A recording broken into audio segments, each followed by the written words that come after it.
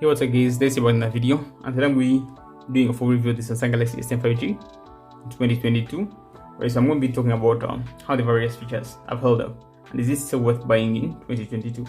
Right guys, if you're not subscribed, help me subscribe, and if you end up liking what you see in the video, give me a thumbs up. I'll be grateful for that, as always. Right, so the first thing I want to talk about is the display on here. The display is 6.7 inches, and a very nice display. You know, it's a QHD display, so it's very sharp, very high pixel density. Yeah, but the one thing that it lacks is obviously high refresh rates. At the time when these phones were released in 2019, yeah, high refresh rates were already existing in the likes of whatever the Razer phone and the OnePlus. At the time, I think it was OnePlus 7. Yeah, they had 120 hertz already. Actually, no, it was 90 hertz for the OnePlus phones back then. But yeah, these phones did come with that, and you have to be aware of that. So if you're a person who's coming from a phone that has high refresh rates, 90 hertz or 120 hertz, yeah, you might notice a difference, but over time you add just back to using these phones. And if you're a person who has not used whatever high refresh rates before, I think it's going to be the right fit for you. You know, the display on here is very good, and the fact that this QHD is very nice, you know, for movies and things like that. You know, when you look at the photos in the gallery, they are sharp and crisp, you know. Yeah, so this display is really nice. The only thing that I wasn't really impressed by is the brightness. You know, it's not as bright as some of the new phones that you have on the market, even the mid-rangers like the A53 5G is brighter. Yeah, this had a maximum of 540 nits. Yeah, it actually wasn't as bright as the Galaxy S10, the original one, S10 Plus. It wasn't as bright. So yeah, when it comes to the display, I'll say generally it's a very nice display, other than the fact that you don't have 120 hertz, and you also it's not as bright as I would have loved it to be. But actually, you can still see things outdoors, even under street or over bright sunlight. You can still make out what's on the display, but it's not as bright as some of the new phones. Yeah. Other than that, I can't fault this display. It's a very nice one. Yeah. And the other thing I have to be aware of is the big pill-shaped cutout on here, which you get used to very fast. Yeah, so that's about the display on this phone. The other thing I want to talk about is the cameras. When it comes to the cameras, sort of talking about the selfie camera. So the selfie camera is a very nice one. Yeah, in the right lighting situation. If you're indoors, you're going to struggle with it. It's not as good. It was never impressive, even when it was new. I remember having used the S10 Plus back then.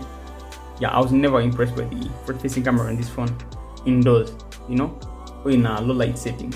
Yeah. And other than that, it's solid when you're outdoors, especially for video. You know, with this time of flight sensor that you have on this whatever S10 5G. The S10, the original one, didn't have it, but on here you have it. You know, you can record portrait video. It's very good. You know, it's a very nice feature to have on here. So that's about the front-facing camera. So the back cameras are still solid, even in 2022. They take very good video. And maybe the only thing it lacks in is zoom. Yeah, it has a 2 times optical sensor. Yeah, telephoto optical sensor. But I mean, 2 times optical. It's not really. It doesn't make much of a difference, you know. Even a phone with a higher resolution camera, like higher megapixel count, for example, like 64 MP, you know, it might have a better photo when it just crops into the original photo from the sensor, from its main sensor, than these 2 times optical, you know. So it's not really as impressive as it was back then, you know. Having a 2 times optical sensor back then was a big deal. Yeah, optical telephoto sensor was always a big deal, but as of now, I think that's not too much of a feature anymore. Yeah, but the ultra wide and the main lenses are still very good. You know, the cameras are very solid on this phone for photos, even for video. Most of the video here is very solid. The microphones are very nice. Yeah, and I've enjoyed recording with it. Some of the videos I've made, actually, I've been recording with this one. And they're very solid. Yeah, so that's about the cameras, which is solid except for the front-facing camera, which is not as good in those. Yeah, that's about the cameras. So when it comes to performance, this is the Exynos 9820 version that I have here, and I'll say that for the most part, it plays most of the games fine. Obviously, you get the high setting options. For heavy games, you might throttle a little bit, but for pace, which I've tried out, and actually I recorded the video on that, so probably by the time this goes up, the video will also be up. Yeah, I've done a gaming review of this one, so you guys should watch out for that, you know, and you can find that video on my channel. as well. Yeah, so for the performance, I'll say that for the most part it's solid. In Exynos 820 is a flagship processor, and for day-to-day use it's very good. It's not going to give you the extreme best performance. It throttle when you put it in certain situations, especially with very heavy games, the likes of Asphalt.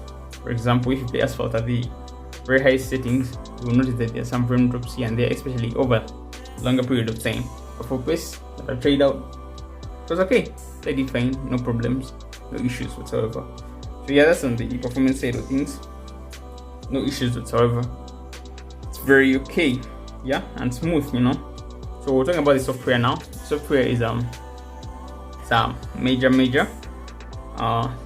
something to think about when it comes to these phones. When you're purchasing the s10 5G, for example. So it's already got its last major update in Android 12. So it won't be getting Android 13 unless otherwise. I don't expect you to get it. Samsung said, yeah, the S9 has lost support already. So this is the next in line. Yeah, the s10 5G. They're not going to be getting Android 13. The Android 12 is going to be their last major update. They're going to continue getting security updates, maybe for the next 2 years.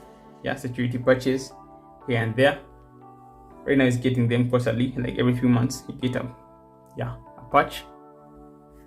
Yeah, so that's for the software side of things. So by knowing that you're already running the last, you're on your last Android version in Android 12, you're not going to be getting anything newer.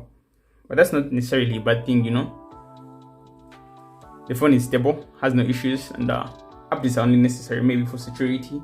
You're going to miss out on some of the new features, like on the newer phones you have this option for extra dim, where the screen can become very, very dim, and that you don't get here.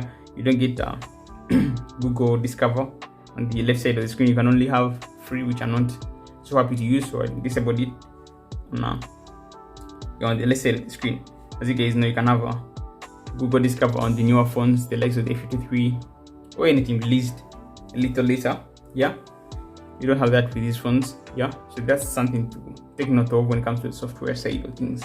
You're not going to be getting any major updates anytime soon. So yeah, that's for the software front of the software side of things. And then the other thing I want to talk about is the speakers on this phone. So the speakers are still very solid, but it also not as good as they used to, just because other phones have come up with better speakers. I've been testing the Redmi Note 10 Pro Max, which I believe has better speakers than this, and the A53 5G also has better speakers. Compare them, and then speaker comparison that should also be up on the channel by the time this video goes up. Yeah, so yeah, that's about the speakers. And at the top end, they're really loud, but when you put it at maximum sound, it does start crackling a little bit.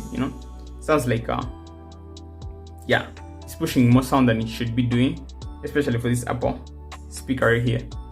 Yeah, but generally the sound is okay, and the bass is there, and the quality is fine for the most part, for as long as you don't really push it out to maximum volume, where it usually starts crackling a little bit.